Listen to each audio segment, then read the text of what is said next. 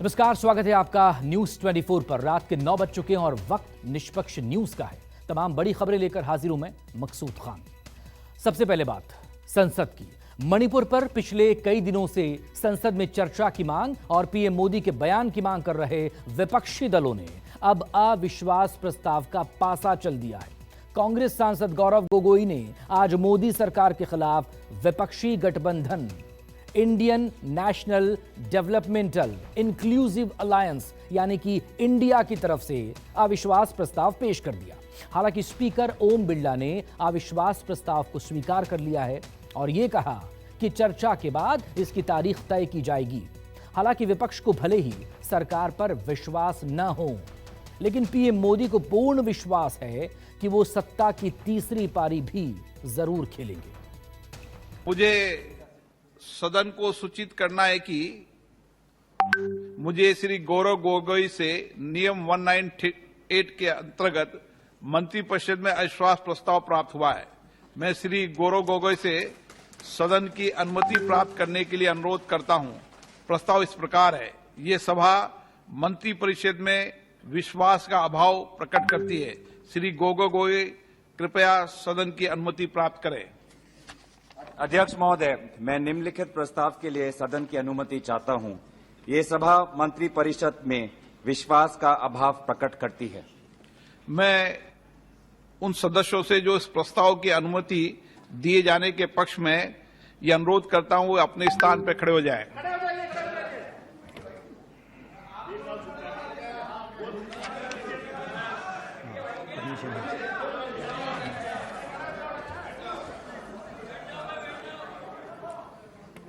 इस प्रस्ताव की अनुमति दी जाती है। मैं सभी दलों के नेताओं से चर्चा कर और नियमों के तहत उचित समय पर चर्चा करने की तिथि से आप सबको अवगत करा दूंगा। मणिपुर पर विपक्ष की लड़ाई में नया मोड़ आ गया। कांग्रेस सांसद गौरव गोगोई ने मोदी सरकार के खिलाफ अविश्वास प्रस्ताव का नोटिस दिया। मंत्रिपरिषद में विश्वास का अभाव प्रकट करती है। लोकसभा अध्यक्ष ओम बिरला ने इसे मंजूर भी कर लिया। अगले हफ्ते संसद में अविश्वास प्रस्ताव पर चर्चा के आसार हैं। हालांकि लोकसभा में मोदी सरकार के पास बहुमत छप्पर फाड़ है, लिहाजा सरकार गिरने का कोई खतरा नहीं है। लेकिन विपक्ष ने भी जैसे ठान ही ली हो कि वो पीएम मोदी से सदन में बुलवाकर ही रहेगा। जिसकी जो भी राय होगी वो संसद के जरिए जनता तक पहुंच जाएगी। लेकिन सियासत धीरज खो बैठी। विपक्षी गठबंधन पर पीएम मोदी की टिप्पणी पर लड़ाई और तेज हो गई। रूल्स में क्लियर कट व्यवस्था दी हुई है कि नो कॉन्फिडेंस मोशन कौन ला सकता है। उसमें 50 जो माननीय सांसद हैं उनके द्वारा वो खड़े होने की स्थिति में हैं क्या, वहां रहेंगे क्या हाउस में, आने दो पहले नो कॉन्फिडेंस मोशन। सरकार हर परिस्थिति के लिए तैयार है। हम तो चाहते हैं मणिपुर पे चर्चा हो। कल गृह मंत्री जी ने भी लोकसभा में फिर बोला, क्योंकि इनका विषय सत्र शुरू होने से पहले यही था कि मणिपुर पे चर्चा कराओ। अब चर्चा कराने की जब हमने सहमति भरी तो रूल्स ले आए। रूल्स पे कुछ डिस्कशन पे सहमति बन रही थी तो एक नया मुद्दा ले आए कि प्रधानमंत्री जी आकर के चर्चा शुरू करें। ये मुझे लगता है बहाना है। नो कॉन्फिडेंस मोशन हम मूव कर रहे हैं। सिग्नेचर हो गया 50 लोग का। 50 लोग का सिग्नेचर की जरूरत नहीं है, क्या करें। मणिपुर की जो घटना है बहुत बड़ी घटना है और सरकार इसे लगातार नजरअंदाज कर रही है और विपक्ष की खाली यही मांग है कि डिस्कशन हो और डिस्कशन बस आधे घंटे का ना हो, विस्तार से डिस्कशन हो। बिकॉज एक तरह का मणिपुर में एथनिक वायलेंस टेक प्लेस हुआ है और बहुत सारी महिलाएं ब्रूटैलिटी से गुजरी हैं और बहुत सारे रेप इंसिडेंट्स हुए हैं, बहुत सारे ब्रूटल मर्डरिंग हुई है। तो हम चाहते हैं कि विस्तार से इस पे चर्चा हो और लोग अपनी बात को रखने का मौका मिले और लोग सरकार को अपनी बात को क्लेरिफाई करना चाहिए। इस बार जो नो कॉन्फिडेंस मोशन लगाने के लिए आए हैं, हम कोई डरने वाले नहीं है। हम हर विषय पर जवाब देने के लिए तैयार है। हम कोई भागने वाला पार्टी नहीं है। हम कोई भ्रष्टाचार आपके जैसा पार्टी नहीं है। हम कोई आपके वैसे परिवार पार्टी नहीं है। हम देश के लिए काम करने वाले हैं, देश की जनता के लिए काम करने वाले हैं।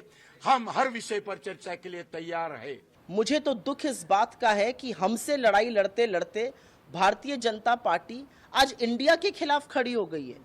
जो प्रधानमंत्री या कोई भी व्यक्ति इंडिया को इंडियन मुजाहिदीन जैसे आतंकवादी संगठन और गुलामी के प्रतीक ईस्ट इंडिया कंपनी से समानांतर कर दे, उससे क्या उम्मीद की जाती है? आपकी लड़ाई हमसे थी मोदी जी, आप तो इंडिया से लड़ने लगे क्योंकि आप जानते हैं कि इंडिया से कोई जीत नहीं सकता है। ये शर्मनाक है और ये एक बात ये सिद्ध करता है कि टूल किट ट्रोल की खुद मोदी जी बनाते हैं।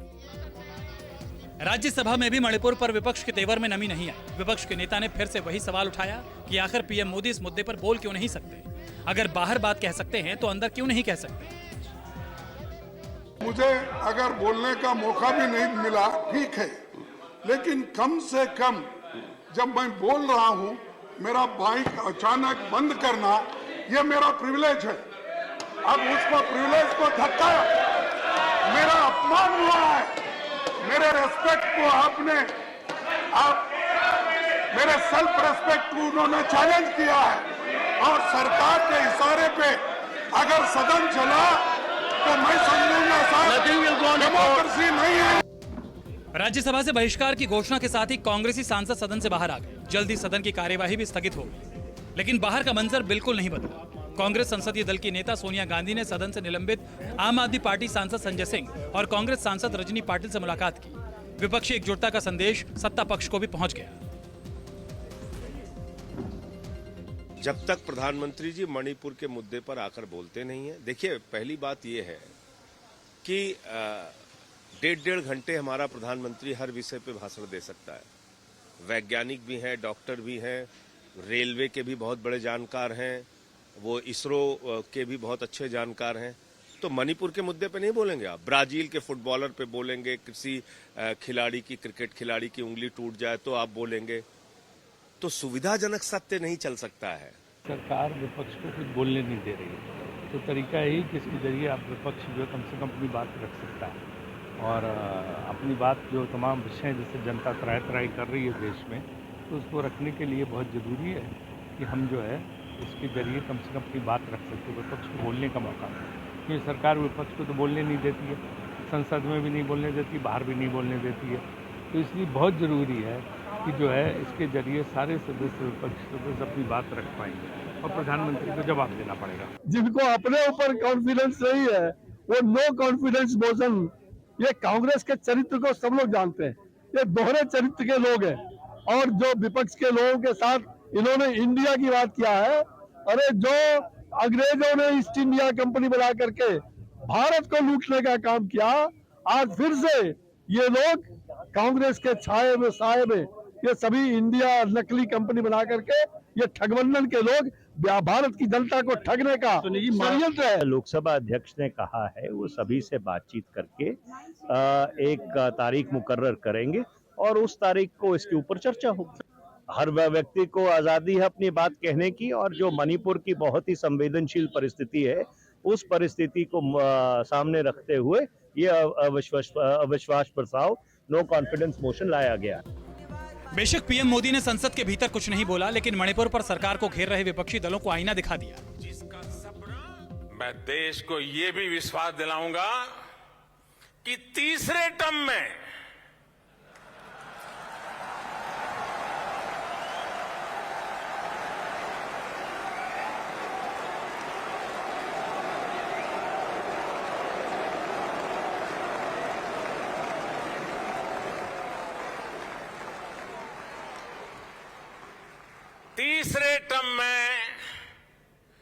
दुनिया की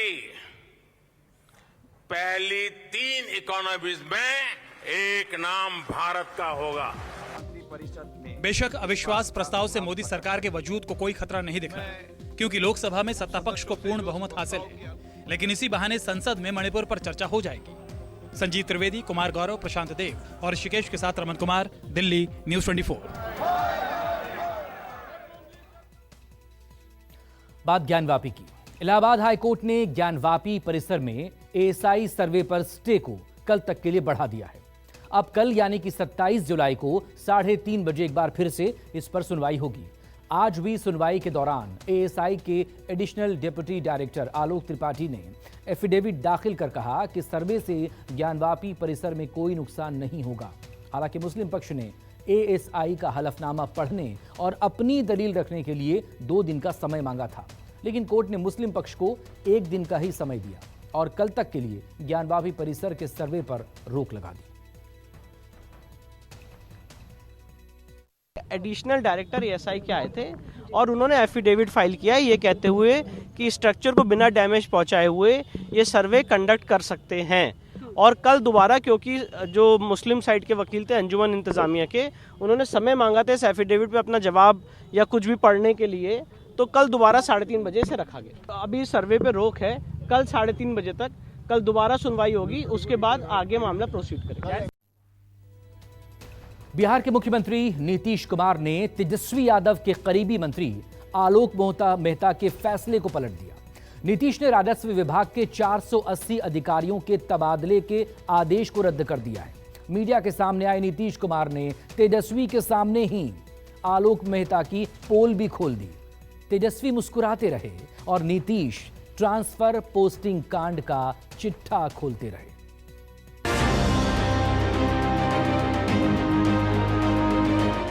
बिहार के मलाईदार महकमे राजस्व विभाग में अधिकारियों की ट्रांसफर पोस्टिंग में बड़े पैमाने पर खेल हुआ।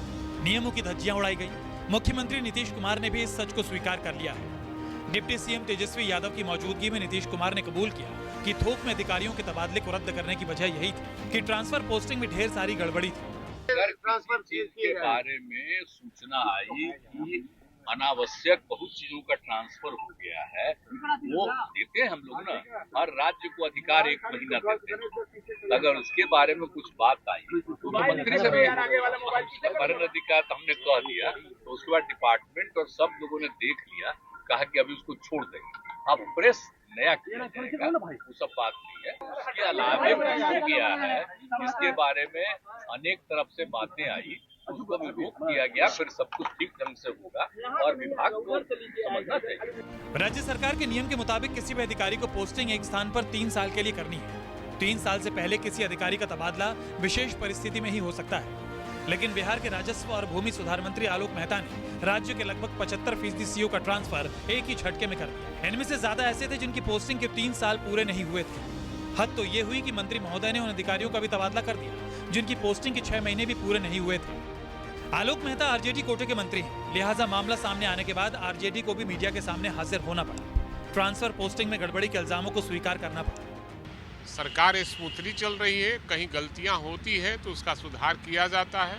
ऐसा नहीं है किसी मंत्री, चाहे वो किसी महागठबंधन की किसी दल का हो, और सबका समान अधिकार है। आपको लगता है ये छोटी सी गलती है, बहुत बड़ी गलती नहीं, कहीं गलतियां हुई होगी। सब विधायकों का शिकायत था, इसके अनुसार राजद के विधायक का भी, जदयू के विधायक का भी, कांग्रेस विधायक का भी कुछ शिकायतें थी।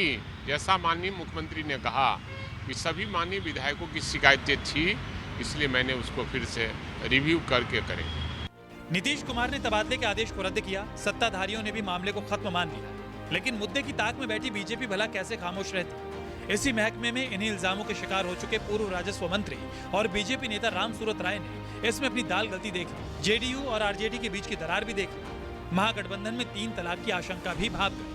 मैंने तो खुल के कहा कि आपके विधायकों ने पैरवी दिया है, पैरवी किया है। ये नियम के तहत नहीं आता है। मैं आज भी माइक पर बोल रहा हूँ कि ये कानून के तहत सरकार चलती है। उस सरकार में माननीय मुख्यमंत्री खुद उन्होंने कहा कि पैरवी सुनना है, देखना है, करना है। तो ये आप सिर्फ राजस्व विभाग में ही खराब हो रहा है। मेरा कहना है कि सारे विभागों में संलिप्तता है। आप सारे विभाग को समीक्षा करें, सबों को कैंसिल करें। ये पहली बार नहीं है जब मुख्यमंत्री ने किसी विभाग के ट्रांसफर पोस्टिंग को रद्द किया है। इसके पहले भी आरजेडी कोटे के शिक्षा मंत्री ने बड़े पैमाने पर डीईओ की ट्रांसफर पोस्टिंग पर रोक लगाई थी, और अब उसके बाद राजद कोटे से ही आलोक मेहता पर गाज गिरी है। मिशन 2024 के पहले विपक्षी एकता की अगुवाई कर रहे नीतीश कुमार अपने ऊपर किसी तरीके का दाग नहीं चाहते हैं। इसीलिए थोड़ी सी गड़बड़ी की आशंका को देखते हुए नीतीश कुमार ने राजस्व विभाग में 480 अधिकारियों का जो ट्रांसफर पोस्टिंग हुआ था उसको तत्काल प्रभाव से रद्द कर दिया है। कैमरामैन ऋषि के साथ सौरभ कुमार, पटना, न्यूज़ 24। मध्य प्रदेश में चुनाव से पहले सियासी दल वादों की बौछार कर रहे हैं। पहले प्रियंका गांधी ने मध्य प्रदेश में सत्ता में आने पर 5 गारंटी का वादा किया, तो अब कमलनाथ ने किसानों के लिए 5 वादों के वचन दिए हैं। लेकिन बीजेपी कांग्रेस के वादों को किसानों से धोखा बता रही है। ये है गारंटी कि पुरानी पेंशन यहां भी लागू होगी। मेरी बहनों के खातों में हर महीने सीधे 1500 रुपए डाले जाएंगे। जो गैस का सिलेंडर आज आपको 1000 रुपए से कम में नहीं मिल रहा है, आपको 500 रुपए में दिलवाया जाएगा। 100 यूनिट बिजली आपको माफ होगी, मुफ्त में मिलेगी। कर्नाटक की जीत से कांग्रेस की गारंटियों का फॉर्मूला हिट हो गया। जबलपुर से ग्वालियर तक प्रियंका गांधी ने महिलाओं से युवाओं तक 5 गारंटियों का वादा किया। तो अब पूर्व मुख्यमंत्री और मध्य प्रदेश कांग्रेस के मौजूदा कप्तान कमलनाथ ने भी किसान कार्ड खेल लिया है। हालांकि प्रियंका गांधी ने भी किसानों से कर्ज माफी का वादा किया था, लेकिन अब कमलनाथ ने उसे और विस्तार दे दिया है। किसानों के लिए 5 वादे पूरे करने का वचन दे दिया है। खेती की लागत को कम करने के लिए 5 हॉर्स पावर 5 HP के सिंचाई पंप स्थायी और अस्थायी के लिए निःशुल्क बिजली दी जाएगी। इसका उद्देश्य है कि इनपुट कॉस्ट हम कम करें। इस योजना से प्रदेश के 37 लाख किसानों को लाभ पहुंचेगा। किसानों के जो पुराने बिजली के बिल हैं, जो बकाया हैं, ये राशि भी माफ करी जाएगी। बहुत सारे बिजली के बिल जो बकाया हैं, हम इनको माफ करेंगे। आप लोग भूल गए 2018 में क्या हुआ था? किसान का कर्जा माफ करेंगे कहा था। कर्जा माफ किया किसानों का। 10 दिन में नहीं होगा तो हम ये कर देंगे। कांग्रेस घोषणा करने में और मैनिफेस्टो करने में एक नंबर आती है सत्ता के कुर्सी पे बैठने के लिए। उसके बाद जनता को पूर्ण तरीके से भूल जाती है और जनता इस व्यवहार से अच्छी तरह आज वाकिफ हो चुकी है। भारतीय जनता पार्टी जो कहती है वो करके दिखाती है और हमने करके दिखाया है। कमलनाथ के मुताबिक सूबे में बीजेपी की सत्ता आने के बाद किसानों की आमदनी कम हो गई है, लिहाजा बीजेपी जिस ब्याज माफी का वादा कर रही है उतने भर से काम नहीं चलने वाला है। कमलनाथ ने किसानों के लिए जो 5 घोषणाएं की हैं, उसके मुताबिक किसानों के लिए 5 हॉर्स पावर तक के सिंचाई पंपों के बिजली बिल माफ किए जाएंगे। बिजली बिल का बकाया माफ किया जाएगा। किसानों का कर्ज माफ होगा। आंदोलन के दौरान दर्ज केस वापस लिए जाएंगे। 12 घंटे बिजली दी जाएगी। किसानों को 5 वचन देने के साथ ही कमलनाथ ने यह भी घोषणा कर दी कि कांग्रेस मध्य प्रदेश में नर्मदा सेवा सेना का गठन करेगी। 31 जुलाई को नर्मदा आरती से इसकी शुरुआत भी हो जाएगी। लेकिन कमलनाथ की घोषणा खत्म होते ही मध्य प्रदेश सरकार के प्रवक्ता कांग्रेस को बीते दिनों की याद दिलाने लगे। कांग्रेस पर किसानों को धोखा देने का इल्जाम लगाने लगे। सत्ता पक्ष और विपक्ष के नेता गुत्थम गुत्था हो गए। 55,000 मुकदमे 2018 तक के वापस हो चुके हैं। लेकिन आपको तो किसी ने बताया होगा तो आपको कहना मजबूरी होगी, मुझे लगता है। पर उनको आप एक बार बुलाना जरूर और उनसे ये बात कहना जरूर कि कैसे आपने ये बातें पुराना बिल माफ़ी की, कर्जा माफ़ी की, 5 हॉर्स पावर के पंप की माफ़ी की, एक एक बात को आपको कहना चाहिए। ऐसी मेरी आपसे प्रार्थना है। और आज की प्रेस कॉन्फ्रेंस के लिए और कर्जा माफ़ी जो पुरानी नहीं की है उसके लिए आपको जनता से एक बार माफ़ी भी मांगना चाहिए। कृषि न्याय योजना लाएंगे। ये न्याय योजना जो होगी, इसका उद्देश्य है कि किसान का इनपुट कॉस्ट कम करने का और उसको इससे लाभ हो। इस योजना में किसानों का कर्ज माफ जो हमने कहा था, घोषणा करी थी, जो बीजेपी ने बंद किया, ये हम चलाते रहेंगे। ये चलती रहेगी। हमारी जैसी सरकार बनती है, मैं मध्य प्रदेश के किसानों को आश्वासन देता हूँ, जो हमारी पहली घोषणाएं थी, जहां हमने पहले किश्त में 27 लाख किसानों का कर्जा माफ किया था, इसको हम दूसरी किश्त, तीसरी किश्त में आएंगे। कांग्रेस महासचिव प्रियंका गांधी ने एमपी की जनता से 5 गारंटी पूरा करने का वादा किया। इनमें महिलाओं को हर महीने 1500 रुपए देने, महज 500 रुपए में गैस सिलेंडर देने, सरकारी कर्मचारियों की पुरानी पेंशन को बहाल करने और किसानों का कर्ज माफ करने की गारंटी भी शामिल थी। मध्य प्रदेश विधानसभा चुनाव में मुद्दों की सियासत अब वादों पर आकर टिक गई है। किसानों पर केंद्रित होकर कमलनाथ कांग्रेस की सत्ता वापसी के लिए वादों की झड़ी लगा रहे हैं, लेकिन बीजेपी और कांग्रेस अब एक दूसरे से कह रही है, तेरा वादा झूठा, तेरा वादा झूठा। कैमरा पर्सन कमलेश व्यास के साथ विपिन श्रीवास्तव, न्यूज 24 भोपाल।